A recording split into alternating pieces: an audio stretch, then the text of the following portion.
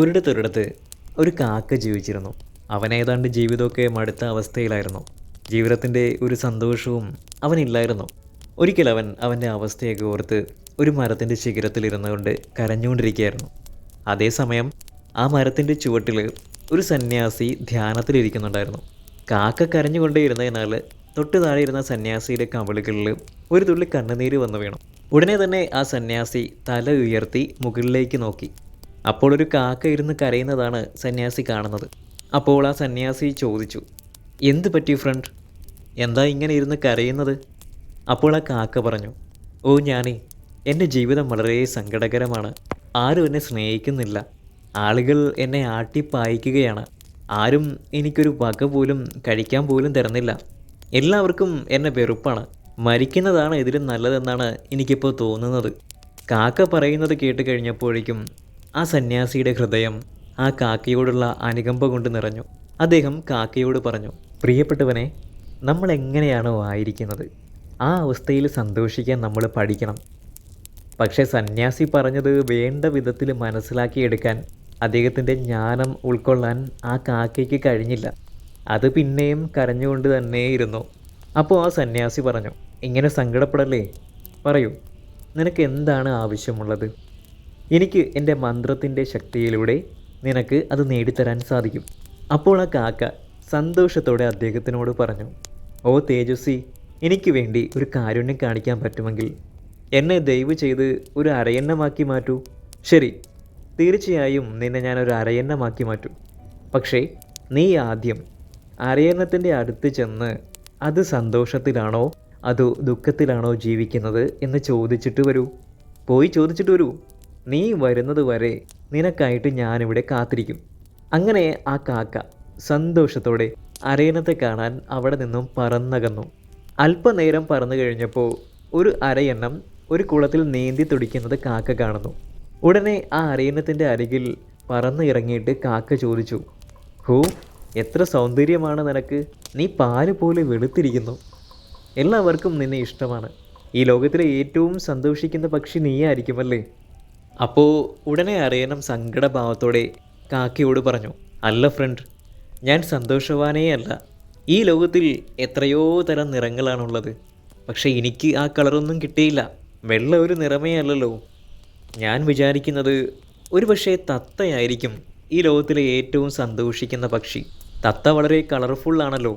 അരയന്നം ഇത് പറയുന്നത് കേട്ടതും കാക്ക അവിടെ നിന്നും പറന്നകന്ന് ഒരു തത്തയുടെ അരികിലെത്തിച്ചേർന്നു. എന്നിട്ട് ആ തത്തയോട് പറഞ്ഞു, ഓ തത്തേ, നീ എത്ര കളർഫുള്ളാണ്. നീ മനോഹരിയായിരിക്കുന്നു. നീ ആയിരിക്കുമല്ലേ ഈ ലോകത്തിലെ ഏറ്റവും വലിയ സന്തോഷവതിയായ പക്ഷി?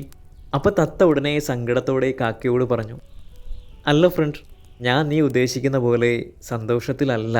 നീ കാണുന്നില്ലേ, ആളുകൾ ഞങ്ങളെ പിടിച്ച് കൂട്ടിലടയ്ക്കുന്നു.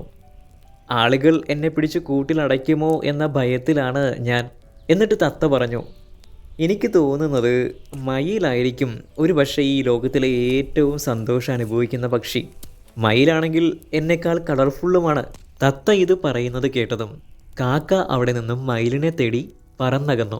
കുറേ നേരത്തെ അന്വേഷണത്തിന് ശേഷം ഒരു മയിലിനെ ഒരു മൃഗശാലയിലെ കൂടിനകത്ത് കണ്ടെത്തി. 100 കണക്കിന് ആളുകൾ ആ മയിലിനെ കാണാനായി തടിച്ചുകൂടി നിൽക്കുന്നതാണ് ആ കാക്ക കാണുന്നത്. ആ ആളുകളെല്ലാം അവിടെ നിന്നും പോയി മറഞ്ഞതിന് ശേഷം കാക്ക പതിയെ ആ മയിലിൻ്റെ അരികിലേക്ക് ചെന്നു. എന്നിട്ട് പറഞ്ഞു, ഓ മയിലേ, നീ എത്ര സുന്ദരിയാണ്. ആയിരക്കണക്കിന് ആളുകളാണ് നിന്നെ കാണാനായിട്ട് ദിവസവും ഇവിടെ വരുന്നത്. എന്നെ നോക്കൂ, ആളുകൾ എന്നെ കാണുമ്പോഴേക്കും ആട്ടി ഓടിക്കും. ഞാൻ വിചാരിക്കുന്നത് ഒരു പക്ഷെ നീ ആയിരിക്കും ഈ ലോകത്തിലെ ഏറ്റവും സന്തോഷം അനുഭവിക്കുന്ന പക്ഷി. ഉടനെ ആ മയിൽ സങ്കടഭാവത്തോടെ ആ കാക്കയോട് പറഞ്ഞു, എനിക്ക് ഇത്രയും സൗന്ദര്യമുള്ളത് കൊണ്ടാണ് ഈ കൂട്ടിൽ ഇങ്ങനെ അടക്കപ്പെട്ടിരിക്കുന്നത്. ആളുകളെല്ലാം എൻ്റെ പീലി വലിച്ചു പറിച്ചെടുത്ത് എന്നെ വേദനിപ്പിക്കും. എന്നിട്ട് ആ മയിൽ ഒരു ദീർഘനിശ്വാസം എടുത്തിട്ട് പറഞ്ഞു, ഓ എൻ്റെ കൂട്ടുകാരാ, ഞാൻ സന്തോഷത്തിലൊന്നുമല്ല. മയിലിത് പറയുന്നത് കേട്ടതും കാക്ക ഞെട്ടിത്തരിച്ചു, അത്ഭുതപ്പെട്ടു. എന്നിട്ട് ചോദിച്ചു, അപ്പോൾ നീയും സന്തോഷത്തിലല്ലെങ്കിൽ പിന്നെ ആരാണ് ഈ ലോകത്തിലെ ഏറ്റവും സന്തോഷം അനുഭവിക്കുന്ന പക്ഷി? അപ്പോൾ ആ മയിൽ പറഞ്ഞു, ഞാൻ ഈ സൂ മൊത്തം, മൃഗശാലയിൽ മൊത്തം വളരെ വളരെ ശ്രദ്ധാപൂർവ്വം നിരീക്ഷിച്ചു. അപ്പോൾ എനിക്ക് മനസ്സിലാക്കാൻ കഴിഞ്ഞത് നീ നിങ്ങൾ കാക്കകളെ ആരും തന്നെ കൂട്ടിലടയ്ക്കുന്നില്ല. ആളുകൾ ഒരിക്കലും നിങ്ങളെ പിടിക്കാനും കെണിയിൽപ്പെടുത്താനും കൂട്ടിലടയ്ക്കാനും ശ്രമിക്കുന്നില്ല. അതുകൊണ്ട് കുറച്ച് ദിവസങ്ങളായി ഞാൻ ചിന്തിച്ചു കൊണ്ടിരിക്കുന്നത്, ഞാനൊരു കാക്കയായിരുന്നെങ്കിൽ എനിക്ക് സന്തോഷത്തോടെ ഈ പ്രകൃതി മൊത്തം പറന്ന് നടക്കാമായിരുന്നു. മയിൽ ഇതൊക്കെ പറഞ്ഞത് കേട്ടപ്പോൾ കാക്ക അവിടെ നിന്നും പറന്നകന്നു. ഇന്ന് അവനായിരുന്നു ഈ ലോകത്തിലെ ഏറ്റവും സന്തോഷം അനുഭവിക്കുന്ന പക്ഷി. അവൻ്റെ അന്നത്തെ ആ പറക്കലിൽ ആ സന്തോഷം നിഴലിച്ചിരുന്നു. അങ്ങനെ ആ കാക്ക ആ സന്യാസിയുടെ അരികിലെത്തി. എന്നിട്ട് പറഞ്ഞു, ഓ അനുഗ്രഹീത, എനിക്കിനി ഒന്നുമായി മാറേണ്ട. ഞാൻ എന്താണോ ആ അവസ്ഥയിൽ ഞാൻ സംതൃപ്തനാണ്. നമ്മുടെ ജീവിതത്തിലേക്കൊക്കെ ഒന്ന് തിരിഞ്ഞു നോക്കിയാൽ ഇതൊക്കെ തന്നെ നമുക്ക് കാണാൻ പറ്റുമല്ലേ. ഇത് നമ്മുടെ ഒരു പ്രശ്നമാണ്, അല്ലെങ്കിൽ സ്വഭാവമാണ്. നമ്മൾ ചുമ്മാ നമ്മളെ മറ്റുള്ളവരുമായിട്ട് താരതമ്യം ചെയ്യും, അല്ലെങ്കിൽ കമ്പയർ ചെയ്യും.